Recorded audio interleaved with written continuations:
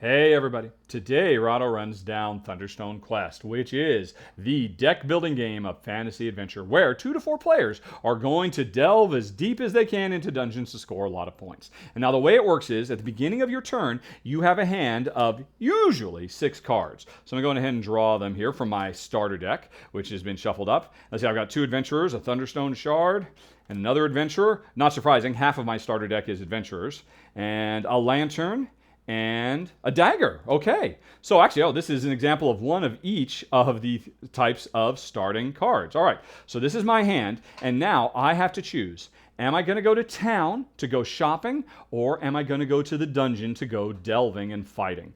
And there's a lot that goes into that decision. One, there's the randomly generated town with all these different items. Do I have enough money to buy anything?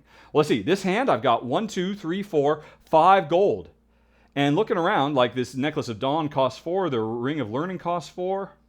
Yeah, you know what? I could afford anything. The death pack spell, the crystal dagger, the only thing I can't afford is a crossbow because that costs 6. This is a fairly low cost town in this random setup. There aren't very many expensive items. That's pretty cool. So I could go buy and get something really good. And it's interesting, if I go to town, not only do I buy an item, I get to buy 1 card, I get to heal 1 wound, and I can level up 1 hero by spending experience points. So these level 0 adventurers who aren't worth anything to me, other than the fact that they can fight, but just not very well, I could level them up if I had experience. So right now, if I go to town, I'll go shopping, and I don't have any wounds yet. I have not earned wounds, which the more wounded I get, the smaller my hand size gets, so that's kind of scary, but I don't have to worry about that right now.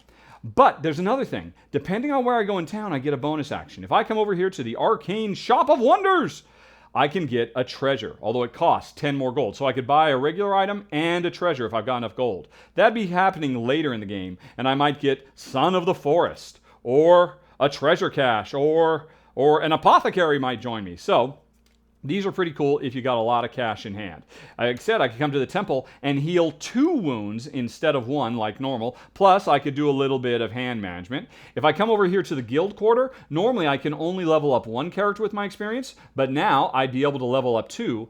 Or I can come to the bazaar, which says in addition to buying 1 card like normal, I can also buy 1 ration, 1 lantern, or 1 healing potion. So those are all options if I go shopping. Now instead, I could go fight in the dungeon, because with this starting hand, I've got 1, 2, 3 adventurers who each do a point of melee damage, or physical damage, plus I've got a dagger, which requires 2 skill to use. I have to equip it to a hero. Each of my adventurers has 2 skill. So I could go on ahead and have this guy wield the dagger, so I'm doing a total of 1, 2, 3, 4 damage. So 4 damage is enough to kill this dire rat, although not the fly trap or the trapdoor spider. Or I could also, there's always, in the first level of the dungeon, the wilderness it's called, you can always go fighting the giant rats, or I like to call them rodents of unusual size, as you might imagine from this picture.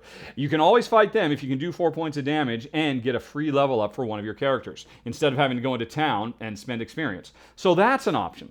Now, I think, considering I actually dropped I got $5 and I can afford, I think I am going to go to town, and I will go to the temple. No, the temple, yeah. Alrighty. So, first of all, because I went to the temple, or actually I've got $5. I could come over here to the bazaar, buy a ration for 2, and then I'd still have $3. I could afford a hammer.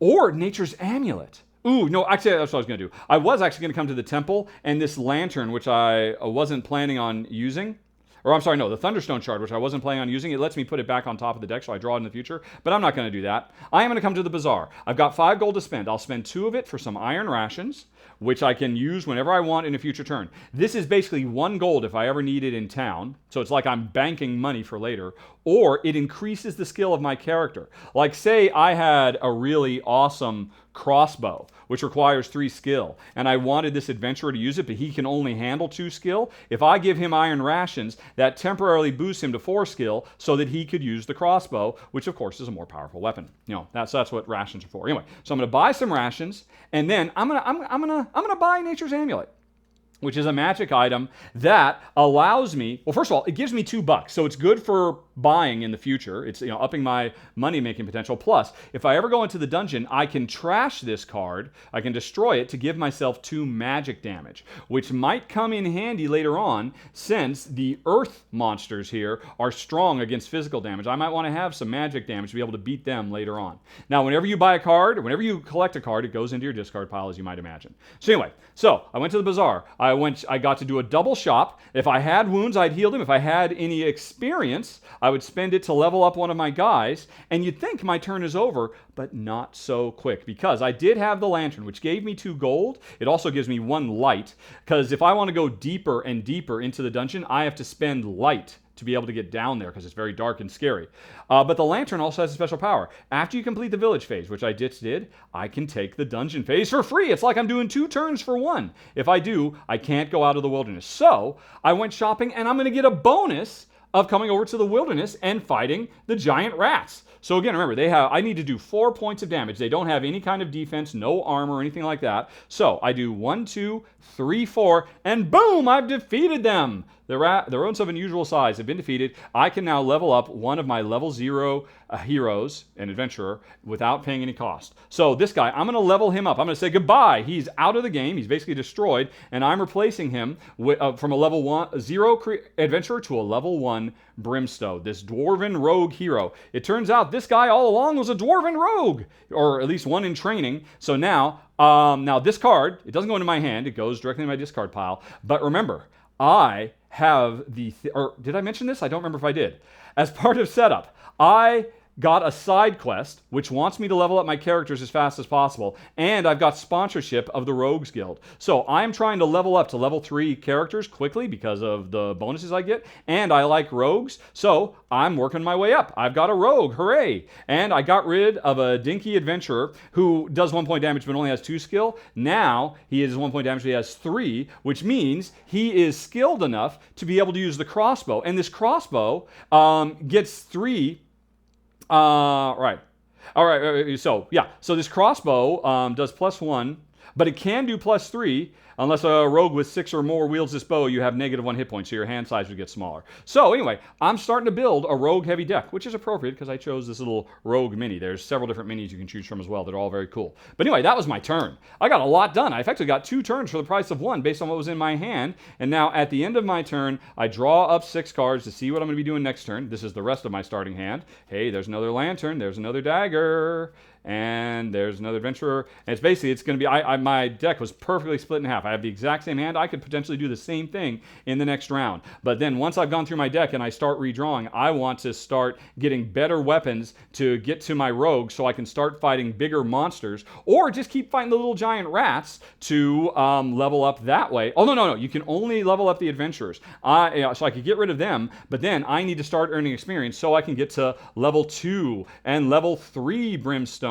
Because when he gets to level 2, he gets a special power, which is he becomes stronger for every other hero you have in your hand that generates light. Adventurers don't generate light, but he generates light. And when he gets up to level 3, I think he gets even better with light. Yeah, if I level him all the way up to level 3, then his strength increases based on my total light. Plus his strength is greater, his skill is greater. So the interesting thing is, because I'm going after a hero that's really wants to be hanging out with other heroes who are strong and light, if I want to recruit anybody else, it'll be Stormskull the Wizard because he generates light.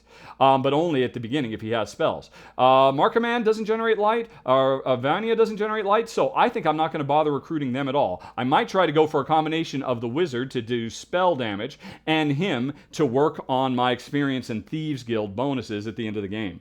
But folks, I'm going to stop right there because that was a very quick rundown of Thunderstone Quest, which is a very deep, very, very cool dungeon crawling deck building adventure game. This is the 3rd iteration, the 3rd edition of the Thunderstone series. I have to admit, I think I'm still more more fond of the original Thunderstone, because the new versions, the Thunderstone Advance and now Thunderstone Quest, have basically smoothed the experience out and gotten rid of some of the rocky edges. I miss some of those rocky edges though. One more thing I should mention though that's very, very cool about Quest is it creates a big epic multi-chapter quest that you can play through, and as you level up your deck, you can keep some of the cards from game to game. That's very cool. I love the idea of a big epic storyline you can play through multiple sessions, but I gotta say, I was a bit disappointed when I read the quest book here and figured out how it happened, because it's kind of half-baked. The story doesn't really jibe with what you're doing. They're kind of independent, and I'd almost say the rules are kind of incomplete, because they don't talk about